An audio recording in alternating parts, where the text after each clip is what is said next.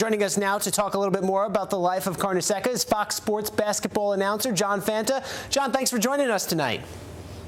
Joe, it is great to be with you, and it's obviously under some sadder circumstances to join you, but by the same token, an honor to talk about Lou Carnesecca, who was a legend in every sense of that word. Yeah, well, we'll talk about it as a celebration of his life. We just heard Russ Salzberg, who covered Coach Carnesecca back in the day, talk about how great of a person he was while he was coaching. Can you talk about how that extended in his life once he stepped away from the sidelines?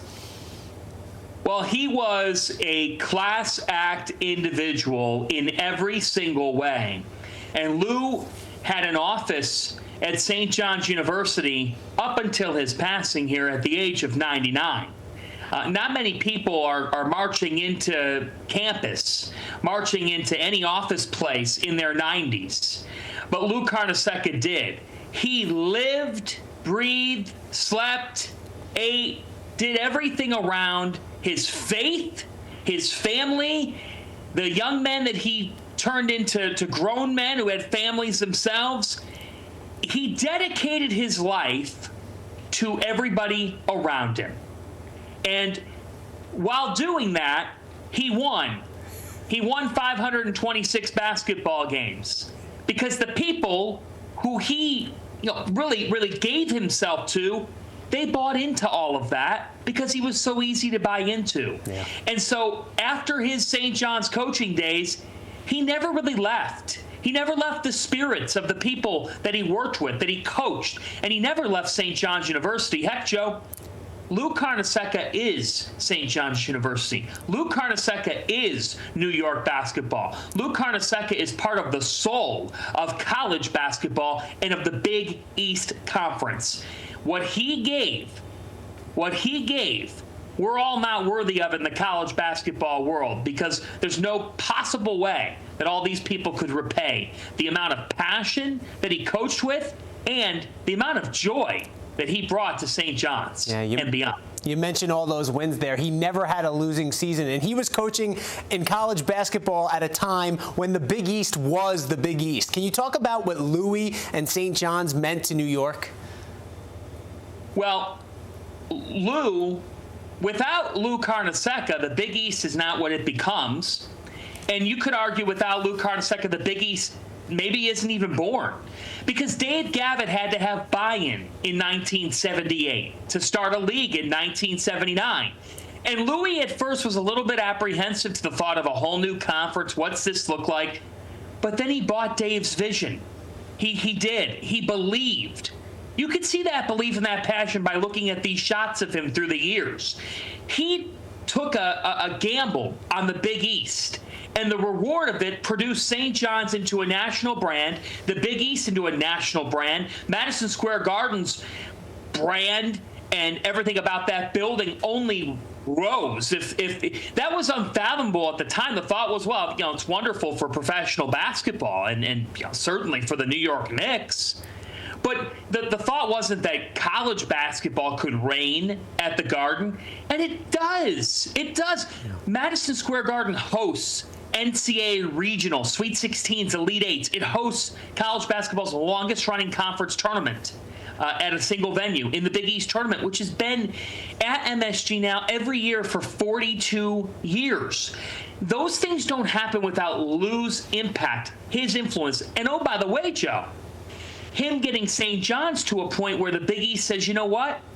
This team here in New York City is one that we can be proud of. And Lou Carnesecca is one we can be proud of. We're going to move our tournament to Madison Square Garden and take it to the world's most famous arena.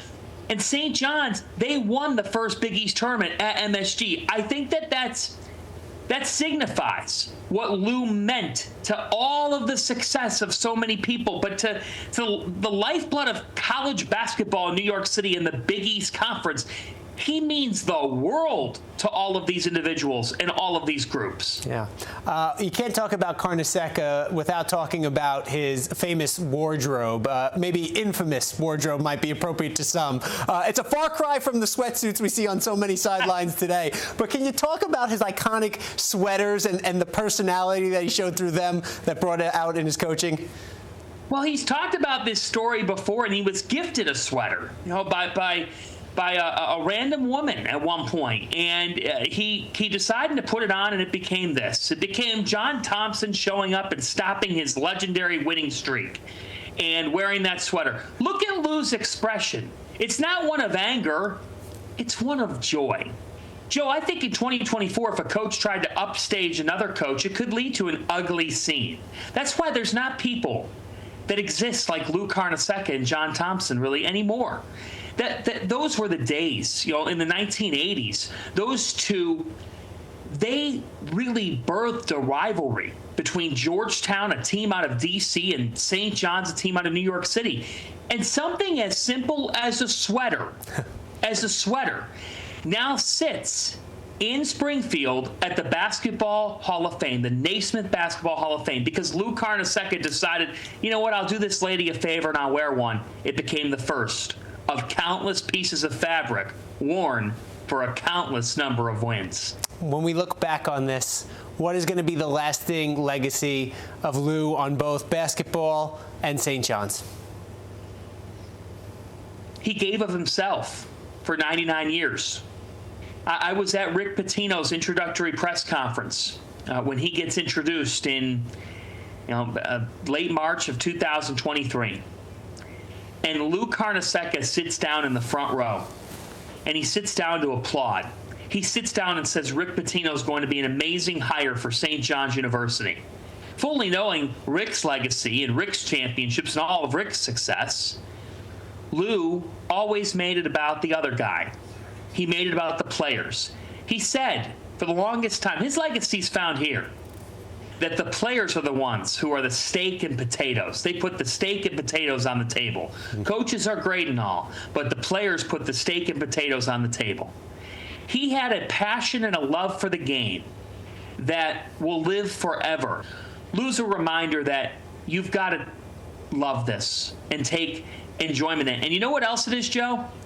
He retired in 1992, and he lived another 32 great years. And a lot of coaches nowadays don't want to give it up. Lou knew when to go out on top and then live 3+ more decades serving others. And he certainly went out on top with the way that he led his life. John Fanta, Fox Sports, thank you so much for coming on and providing a little perspective on a legend tonight. Joe, thank you. Louie, one of one.